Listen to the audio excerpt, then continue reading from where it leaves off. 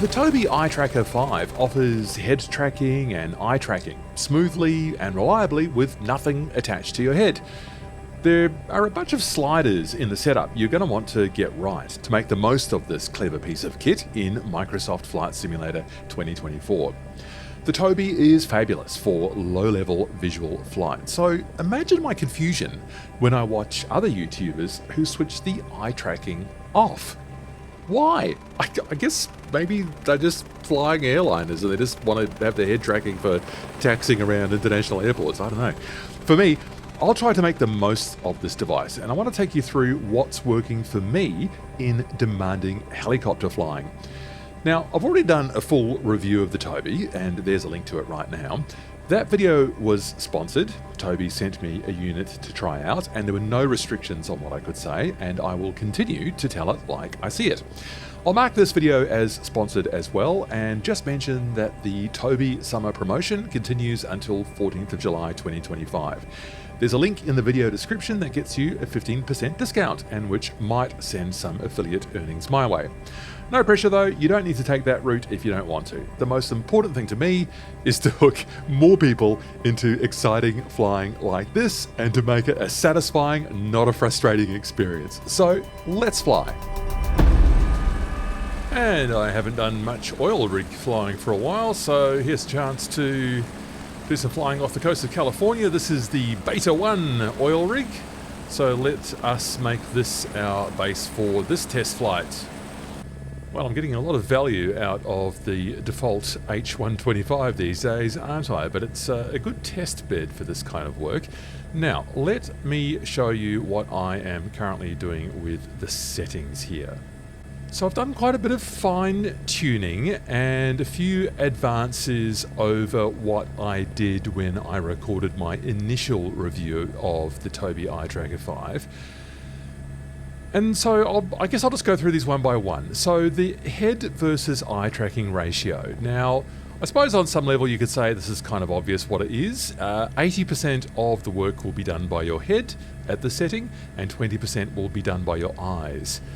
Another way of thinking about this, and a way that ends up suiting my brain, is to think of it like the first 80% of the movement will be done by your head, and the last 20% of the movement can be done by your eyes. Which seems to suit the way that when I actually stop to think about it. I mean, I know it's very intuitive, and we don't really think about the way we move around and look around, let's say, our desktop flight simulation environment. When I look over to my, I don't know, my jar of pens and things over there, I move my head and I move my eyes. It feels like, sure, I'm doing 80% of the work with my head and the last 20% with my eyes. So I think I've matched that here in the Tobii Eye Tracker settings here in the Game Hub. So that's the value I've arrived at that I think works quite well. Other YouTubers just move this all the way to 100. I just think that's such a pity. Why use an eye tracker and turn off the eye tracking? That's just a waste as far as I can see. Look, I don't know. Now the eye tracking responsiveness, it's reasonably subtle when you're around here in the middle of the range. I'm trying 70 at the moment. If you think that's twitchy for you, go down to 50 and give that a go. I'm trying 70 at the moment. And I think that's just the speed at which the camera will move according to when it receives an input from the movement of your eyes.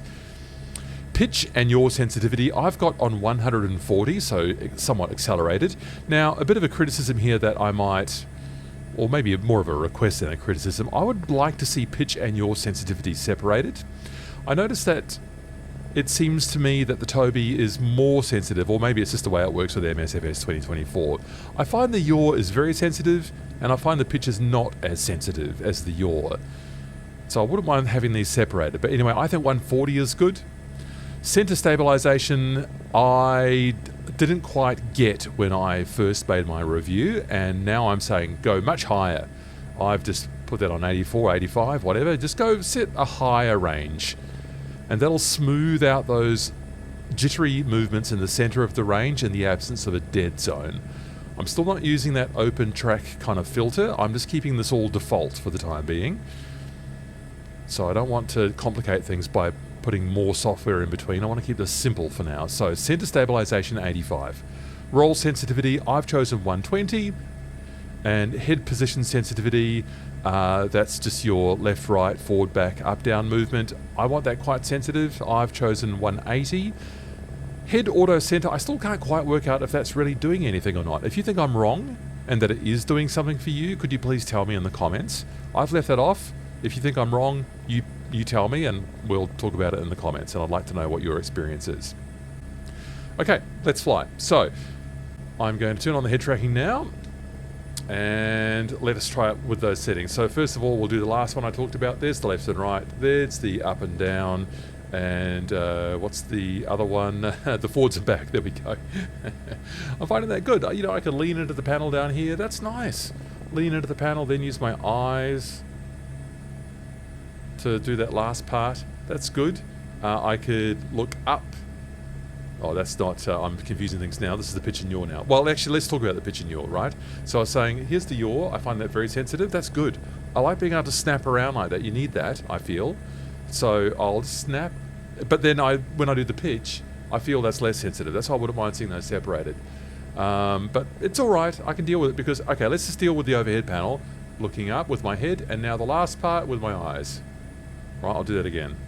Head, eyes. I'm not getting all the way up.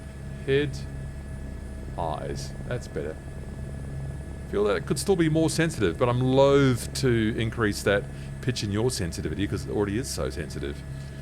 Anyway, that's room to maybe go even higher on the pitch in your sensitivity, but better yet, separate those, please, Tobii and MSFS 2024. I think that would be better.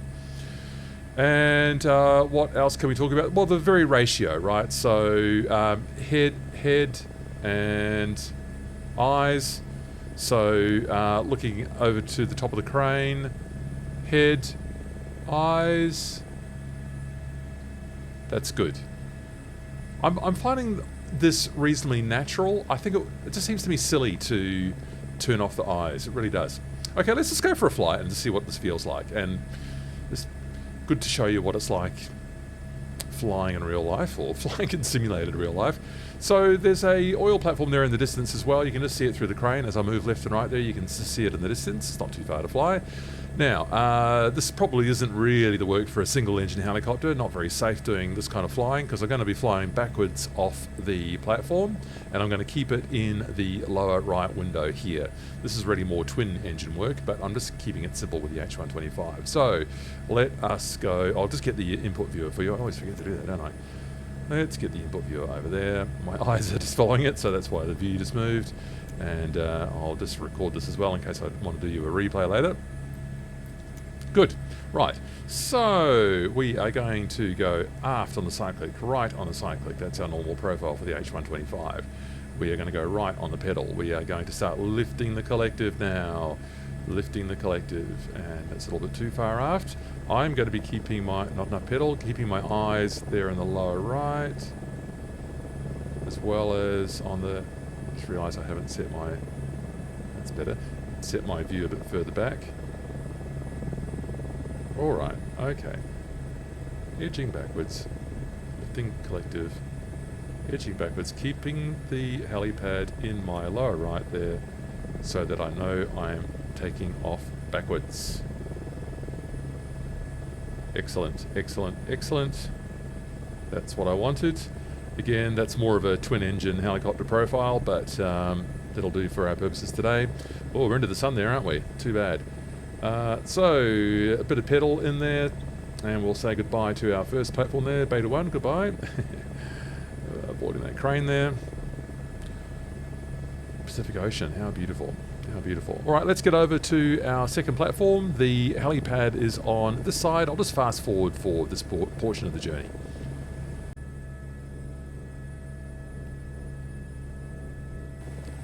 Okay, let's start to get set up for this approach. So the pad's down here. I need to get that nose up to start losing speed. We control our speed with our cyclic. Get that landing light on. There's the pad there, just through the framework for the mirror. I'm going to keep that locked there. I'm going to control our sort of plane of descent with the collective. see that. I can see the pad raising now in that point on the windscreen, so I needed to raise the collective. But I need to keep that cyclic now going forwards to keep my forward momentum going so I don't lose too much, which I did lose too much of. Okay. Just keeping the helipad locked with my eyes. Locked with my eyes. Forward side. Yes, I've just lost a bit of momentum again. Not good. Now we're doing a bit better.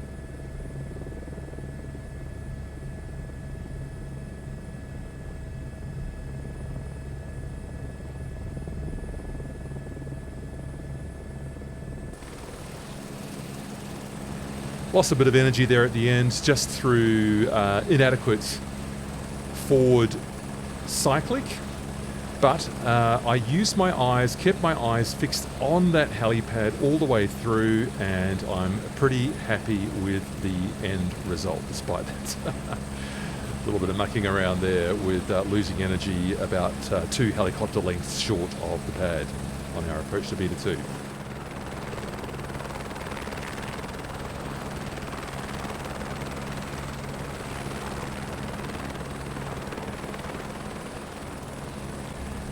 Okay, while we're all here, let's just keep this test going, and there is Beta 1 just through the aft left window there, and so let's just repeat that whole exercise and go back. So, right, and just cancel a bit of pitch trim in, cyclic trim in there. Aft and right on the cyclic, right on the pedal, lifting the collective. Get up on our right skid here.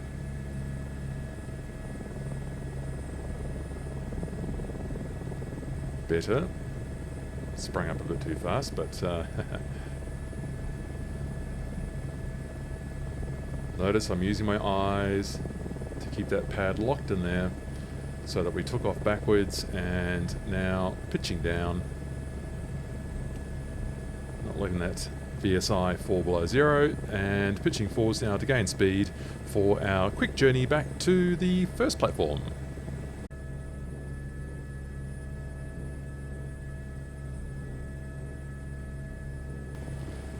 And this is just the beauty of the head tracking and eye tracking right here. I can just do so many things all at the same time. I can be padlocking the platform there with my head and my eyes. I can be lifting the cyclic and raising the collective as well to avoid losing all that height there, which I was just doing. And I'm not even looking at the panel, but I'm coming around the doing the sort of the circuit, as it were, to be almost back into that position where we started from this video, to be approaching that first pad from the east, landing to the west into the gentle breeze. So let's padlock the pad with our eyes here, looking through the framework there. It's all good. I can see that clearly enough there. Has our speed a bit slow, so let's try not to make that same mistake again. Concentration.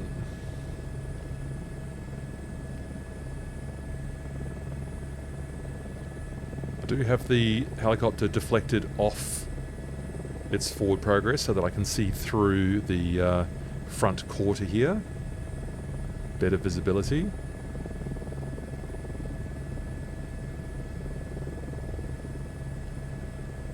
Not perfect, but I think slightly improved use of the cyclic on that approach. And gentle contact with the pad. Not too bad, and frankly the eye tracker really makes this easier. Well, I had a bit of a bumpy road at first getting these settings right, so I hope doing this will help to cut out some hassle for you. Or if you've already been flying with the Tobii, maybe this will give you some ideas for making the most of your investment, especially if you haven't been making much use of the eye tracking. Also, stay tuned for Sim Update 3, where the Tobii settings move natively into MSFS 2024, which will make things much easier to fine-tune. And if you were thinking of purchasing the Tobii Eye Tracker 5, remember there's a link in the description that will give you a 15% discount until July 14, 2025. Lots more helicopter, MSFS 2024 and add-on content on this channel, so I hope I'll see you in another of those videos real soon. So, I'll see you later.